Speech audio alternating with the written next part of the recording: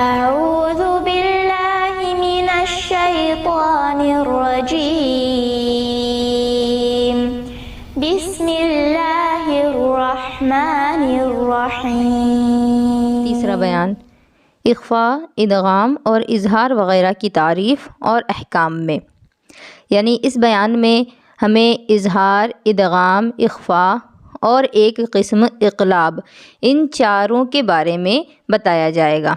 پہلے یہ معلوم کر لینا چاہیے کہ قرآن کریم پڑھنے میں حرفوں کے قرب اور بعد کے لحاظ سے 3 احکام ثابت ہیں۔ قرب کا معنی نزدیکی، بعد کا معنی دوری،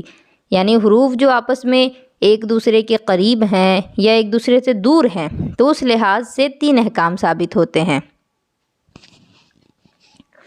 پہلا ہے کہ اگر 2 حرف ایک جگہ ایسے جمع ہوں جن کا مخرج دور دور ہو تو پہلے حرف کا اظہار ہوتا ہے، یعنی 2 حرف ایک جگہ ہیں اور ایسے ہیں کہ جن کا مخرج دور دور ہے، مخرج دونوں کا ایک دوسرے سے کافی دور ہے تو اس کو اظہار کہیں گے، یعنی ان دونوں کے مخرج میں کسی طرح کا کوئی بھی ایک دوسرے سے ملاو نہیں ہوگا، دونوں ایک دوسرے سے بالکل الگ الگ ہوں گے، دونوں ظاہر ہوں گے اپنے طور پر، تو اس کو اظہار کہا جائے گا۔ اگر دونوں کا مخرج ایک ہو یا قریب قریب ہو تو پہلے حرف کا ادغام ہوتا ہے۔ اب دونوں حرف کا مخرج ایک ہی ہو، جیسے کہ طا اور دال، ان دونوں کا مخرج ایک ہی ہے، یا پھر قریب قریب ہو جیسے کہ قاف اور کاف کا مخرج قریب قریب ہوتا ہے، تو اب ایسے حروف میں ادغام ہوتا ہے۔ اور اگر دونوں حرفوں کے مخرج میں کچھ قرب اور کچھ بعد ہو تو پہلے حرف کا اخفاء ہوگا، یعنی دونوں حرف جو ہیں ان کا جو مخرج ہے ان میں کچھ نزدیکی بھی ہے اور کچھ دوری بھی ہے، تو اس صورت میں اخفاء ہوگا، یعنی چھپا کر کے پڑھا جائے گا۔ تو اظہار ہو گیا یعنی دونوں حرف جو ہیں بہت دور دور ہیں، اور جو ادغام ہے اس میں ہے کہ دونوں کا مخرج ہی ایک ہو یا دونوں حرف قریب قریب میں واقع ہوں، اور تیسری قسم جو ہے اخفاء، اس میں ہے کہ قریب اور دوری دونوں چیزیں پائی جائیں۔ اب اظہار کی تعریف کیا بتائی گئی؟ اظہار کی اصلی حالت کو بلا کسی تغیر کے ادا کرنے کو اظہار کہتے ہیں، یعنی حرف کی جو اصلی حالت ہے،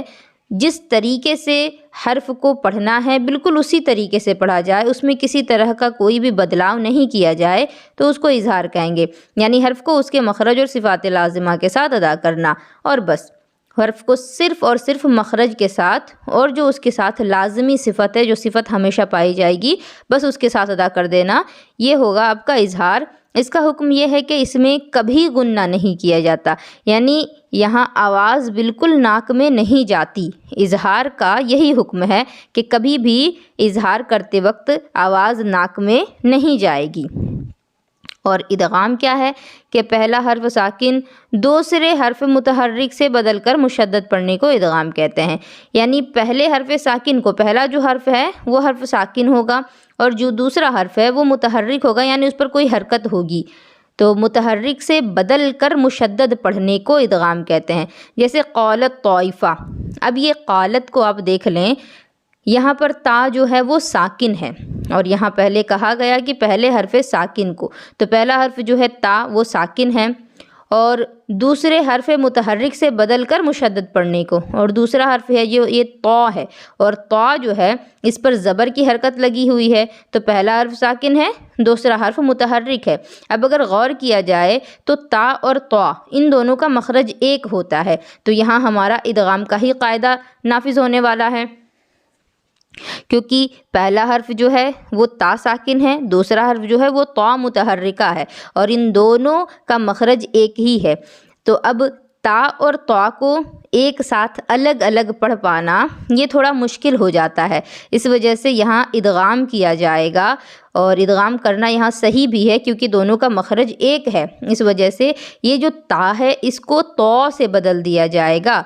قالت طائفہ کے بعد ادغام کرنے کے بعد اس کو قالت طائفہ پڑھا جائے گا، یعنی یہ جو تا ہے قالت میں، اس تا کو طا سے بدل دیا جائے گا اور دونوں تا کو ایک ساتھ ملا دیا جائے گا، ادغام کر دیا جائے گا، جیسا کہ یہاں آپ دیکھ سکتے ہیں، یہاں طا ایک ہی ہے اور اس پر تشدید کا نشان بنا ہوا ہے، اس سے یہ معلوم ہوا کہ دونوں طا کو ایک کر دیا گیا ہے۔ تو یہ ہوتا ہے ادغام۔ اس میں کبھی غنہ ہوتا ہے اور کبھی نہیں ہوتا۔ اظہار میں آپ کا صاف صاف یہ بتایا گیا ہے کہ غنہ کبھی نہیں ہوگا، لیکن ادغام میں کبھی غنہ بھی ہوتا ہے اور کبھی بغیر غنہ کے بھی ہوتا ہے۔ آگے ہے تنبیہ۔ ادغام کی تعریف سے تم اتنا سمجھ گئے ہوگے کہ ادغام 2 حرفوں میں ہوتا ہے۔ ظاہر سی بات ہے، بھی ہم نے پڑھ لیا کہ 2 حرفوں کو ایک کیا جا رہا ہے، تو ادغام 2 حرفوں میں ہوتا ہے، جن میں پہلا حرف ساکن ہوتا ہے اور دوسرا متحرک ہوتا ہے، یعنی دوسرے حرف پر کوئی حرکت ہوتی ہے۔ پہلے حرف کو مدغم کہتے ہیں اور دوسرے حرف کو مدغم فی کہتے ہیں۔ مدغم کا معنی ہے کہ جس کا ادغام ہو رہا ہے، اور مدغم فیہ کا معنی ہے جس میں ادغام ہو رہا۔ فی ایک عربی لفظ ہے جس کا معنی ہوتا ہے میں، تو مدغم فیہ یعنی جس میں ادغام ہو رہا ہے، مدغم یعنی جس کا ادغام ہو رہا ہے۔ جیسا کہ آپ یہاں دیکھ سکتے ہیں، یہ تا کا طا میں ادغام ہو رہا ہے، تو تا آپ کا ہوگا مدغم اور طا ہو جائے گا مدغم فیہ۔ مدغم اور مدغم فیہ کے حروف اگر ایک ہی قسم کے ہوں تو اس ادغام کو ادغام مثلین کہتے ہیں، یعنی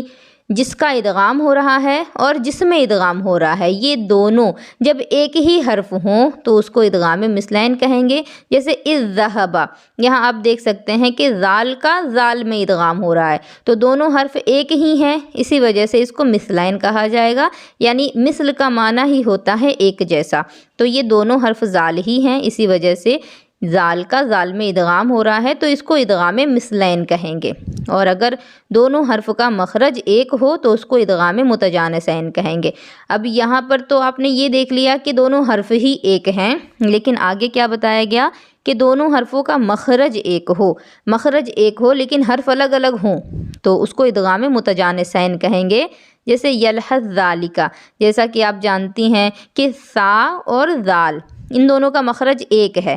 تو دونوں کا مخرج جب ایک ہوا اور آپس میں ان کا ادغام ہو رہا ہے تو اس کو ادغام متجانسین کہا جائے گا۔ اور اگر دونوں حرفوں کا مخرج قریب قریب ہو تو اس کو ادغام متقاربین کہتے ہیں، یعنی مخرج جو ہے وہ بالکل سیم بھی نہیں ہے اور دونوں کا مخرج جو ہے وہ بالکل دونوں ایک حرف بھی نہیں ہے، دونوں حرف ایک جنس کے بھی نہیں اور دونوں حرفوں کا مخرج بھی ایک نہیں، بلکہ دونوں حرفوں کا مخرج جو ہے وہ قریب قریب ہے، ایک دوسرے کے قریب ہے، تو اس کو ادغام متقاربین کہتے ہیں۔ جیسے کہ الم نخلقکم، اب جیسے آپ یہاں دیکھ سکتی ہیں کہ قاف اور کاف ہے، اور قاف اور کاف ان دونوں کا مخرج بالکل قریب قریب ہے۔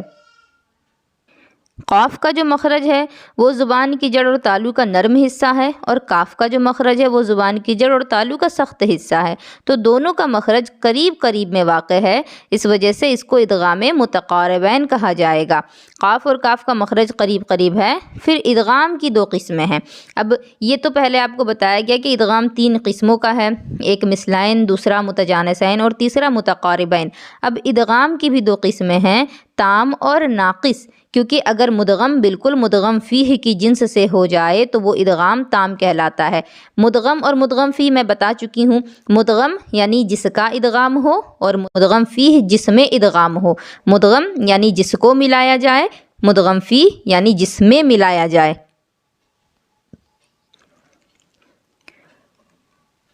مدغم بالکل مدغم فیہ کی جنس سے ہو جائے تو ادغام تام کہلاتا ہے۔ جیسے قر ربی، آپ یہاں دیکھ سکتے ہیں کہ لام کو را میں ادغام ہو رہا ہے، لام کا را میں ادغام کیا جا رہا ہے،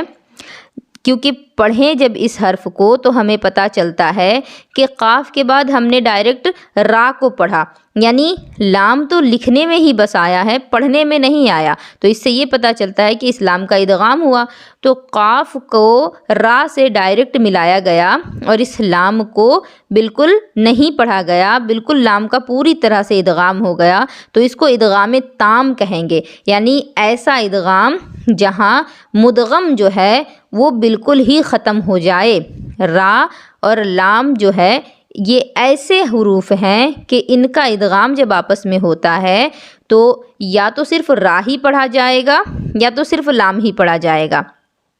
کہ لام جو ہے وہ را سے بدل جاتا ہے، اور اگر مدغم بالکل مدغم فی کی طرح نہ ہو جائے، یہاں آپ دیکھ سکتے ہیں کہ را کو تشدید دی گئی ہے۔ یہ اصل میں قل ربی تھا، قاف لام پیش قل، را با زبر رب، با زیر بی، ربی، قل ربی تھا، لیکن اس کو ادغام کر کے قر ربی بنایا گیا۔ تو جب اس کو قر ربی بنایا گیا تو کیا چینجنگ آئی ہے؟ قاف پر جو قاف لام پیش قل جو تھا، اس لام پر جو جزم تھا اس جزم کو ختم کر دیا گیا، یعنی کہ اس لام کو را سے بدل دیا گیا اور را پر تشدید لگا دی گئی، کیونکہ یہ ربی تھا صرف ایک را کے ساتھ۔ اب جب اس پر تشدید لگ گئی ہے تو اس سے یہ پتہ چلتا ہے کہ اس لام کو ہی را بنا دیا گیا ہے، اسی وجہ سے لام پر سے ساری حرکتوں کو ہٹا دیا گیا۔ تو یہ ہو گیا قر ربی، لام کا پوری طرح سے را میں ادغام ہو گیا، لام کو را سے بدل دیا گیا۔ اور اگر مدغم بالکل مدغم فی کی طرح نہ ہو جائے، یہاں تو تھا کہ مدغم بالکل مدغم فی ہی بنا دیا گیا ہے، لام کو را بنا دیا گیا، لیکن جب بالکل مدغم فی کی طرح نہ ہو بلکہ اس کی کوئی صفت باقی رہے تو اس کو ادغام ناقص کہتے ہیں، جیسے بسط اور احط کہ تو تا سے نہیں بدلتا۔ ابھی ہم نے یہ پڑھا ہے کہ تا کو تو سے بدلا جا سکتا ہے، لیکن تو کو تا سے نہیں بدل سکتے، کیونکہ یہ تا اور تو ان دونوں حرفوں میں جو حرف زیادہ قوی ہے، زیادہ پاورفل ہے، وہ تو ہے، کیونکہ تو جو ہے یہ حروف مستعلیہ ہے، پر حروف کے اندر شامل ہے، اور تا جو ہے ایک نارمل حرف ہے۔ تو ان دونوں میں جو زیادہ پاورفل ہے وہ تو ہے، اس وجہ سے ہم تا کو تو سے تو بدل سکتے ہیں لیکن تو کو تا نہیں بنا سکتے۔ ایسا کرنے میں جو مضبوط ہے اس کو کمزور کرنا ثابت ہو جائے گا، اسی وجہ سے یہاں یہ کہا گیا کہ بسط اور احط میں ادغام جو ہے وہ ناقص رہے گا، یعنی پہلے یہاں تا آ رہا ہے اس کے بعد تا ہے، یہاں بھی آپ دیکھیں پہلے تو ہے اس کے بعد تا ہے۔ اگر یہی بالکل اس کا اپوزٹ ہوتا، پہلے تا اور پھر تو ہوتا، یہاں پر بھی پہلے تا اور پھر تو اگر ہوتا تو اس صورت میں ادغام تام کیا جا سکتا تھا، لیکن ایسی صورت میں یہ جائز نہیں ہوگا، یہاں ادغام ناقص کیا جائے گا، یعنی یہ جو تو ہے اس کی مہک باقی رہ جائے گی، بسط اور احط۔ امید ہے کہ آپ سبھی کو یہ چیزیں اچھے سے سمجھ میں آ گئی ہوں گی۔